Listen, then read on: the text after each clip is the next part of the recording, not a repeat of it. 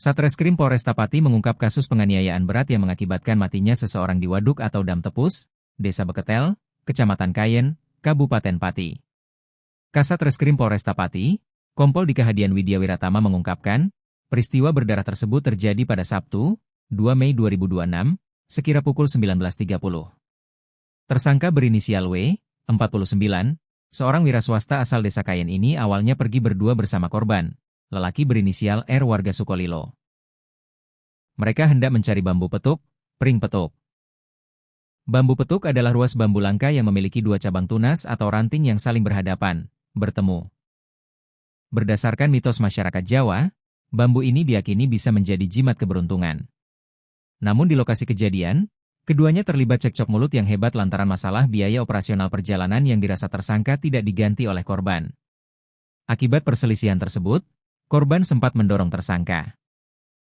Tersangka kemudian membalas dengan menarik tangan korban hingga keduanya terjatuh bersamaan.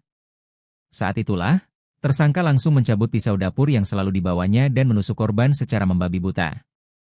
Pada waktu keduanya sama-sama terjatuh tersebut, akhirnya tersangka menusuk korban sebanyak 5 kali. 3 di leher dan 2 di area perut menggunakan pisau dapur yang selalu dibawanya, jelas Kompol Dika, Rabu, 24 Juni 2026. Guna menyembunyikan jejaknya, tersangka W kemudian menenggelamkan jenazah korban ke dalam waduk tepus, lalu melarikan diri ke Kalimantan Selatan. Pelarian W berakhir setelah tim Resmo Polresta Pati yang dibackup di Treskrimum Polda Kalsel bisa meringkusnya di Kelurahan Handil Bakti, Kecamatan Alalak, Kabupaten Barito Kuala, Kalimantan Selatan. Kompol Dika menambahkan bahwa berdasarkan hasil autopsi, ditemukan luka tusuk pada perut korban yang menembus organ hati serta luka sayatan pada leher yang melukai pembuluh darah utama hingga menyebabkan pendarahan hebat. Dari kasus ini, polisi menyita beberapa barang bukti seperti 1 pisau dapur, pakaian korban, pakaian tersangka, serta 1 sepeda motor milik korban. Tersangka kini dijerat pasal 466 ayat 3 KUHP tentang penganiayaan yang mengakibatkan matinya seseorang dengan ancaman pidana penjara paling lama 7 tahun.